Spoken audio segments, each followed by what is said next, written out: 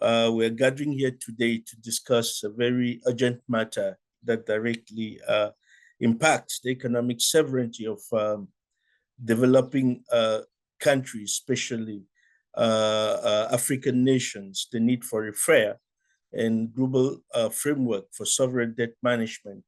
And as we all know, sustainable debt burdens continue to be a plague on many African countries, diverting resources from essential services and hindering progress towards development goals, especially the sustainable development goals and the national development plans.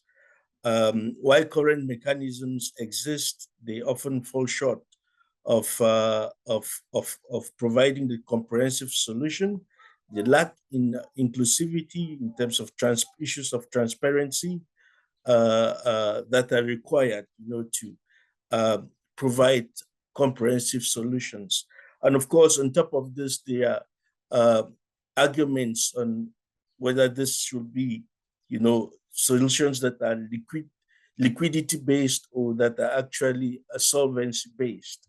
And as we speak, the most advanced framework that we have at the moment is the G20 Common Framework that followed the Debt Service Suspension Initiative. We've heard of the Global Sovereign Debt Roundtable, to get greater creditor coordination on G20 Common Framework. And we have also heard that solutions as ambitious as what we had during the heavily indebted poor countries initiative and the multilateral debt relief initiative are not feasible, in the current crisis. We, however, have a significant opportunity in the horizon through the Fourth International Conference on Financing for Development that will be held in Seville, Spain, from the 28th of June to the 3rd of July, 2025, which provides a crucial platform to advocate for a more just and effective approach to addressing debt crisis. Of course, why the UN framework? Of course, within this conference, we're actually advocating for this UN framework.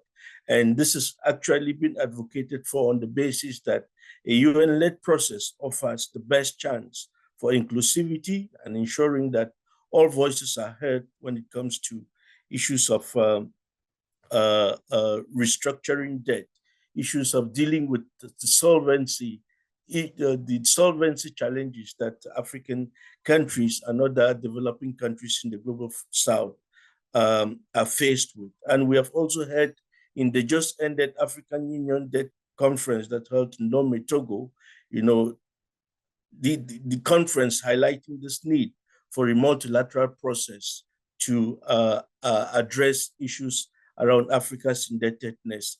Of course, this then provides an opportunity for a worker that can bring about the structural solution. So today's webinar is actually designed to help us explore how we can collectively mobilize African support for this critical initiative. And to guide us through this important discussion, we are honored to have with us distinguished panel of experts who will each bring their unique perspective and deep knowledge of debt and development finance to help us understand this subject and to also mobilize as African countries and as Global South, ahead of the FfD conference.